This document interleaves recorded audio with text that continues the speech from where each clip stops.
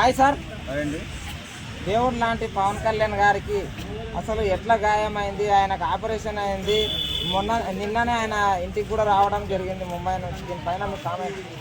ఏం లేదు, ఆయన బాగా పర్యటనలో తిరుగుతూ జనాల మధ్య తిరుగుతూ ఉంటే ఒకరు అటు ఒక ఇటు గుంజేసరికి కొద్దిగా ఏదో ఊళ్ళో కొంచెం ఖాళీలు వచ్చినందువల్ల చాలా విపరీతమైన పెయిన్ వచ్చినందువల్ల దానికి శస్త్రచికిత్స చేసుకోవడానికి చెప్పి ముంబై వెళ్ళారు. ఖచ్చితంగా విజయవంతంగా శస్త్రచికిత్స చేయడం జరిగింది. జనసేన కార్యకర్తలు పూజలు ఫలించాయి. కొంచెం నీట్గా బ్రహ్మాండంగా డిశ్చార్జ్ కూడా అయిపోయి వేళ హైదరాబాద్ కూడా వచ్చేసరికి చాలా ఆనందంగా ఉంది. ఎందుకంటే నేను కూడా జనసేన కార్యకర్తను కాబట్టి.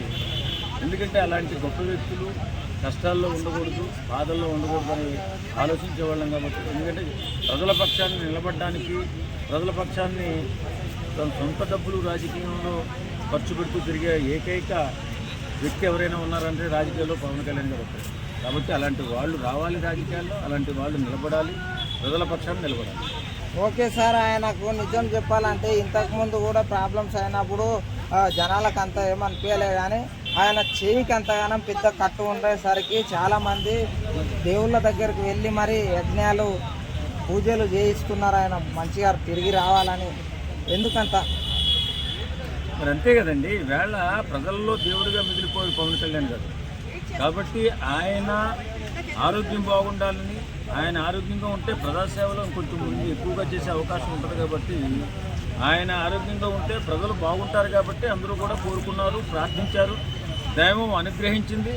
ఆయన డిశ్చార్జ్ కూడా అయిపోయారు. ఈవేళ 2 వారాల రెస్ట్లో హైదరాబాద్ వచ్చారు.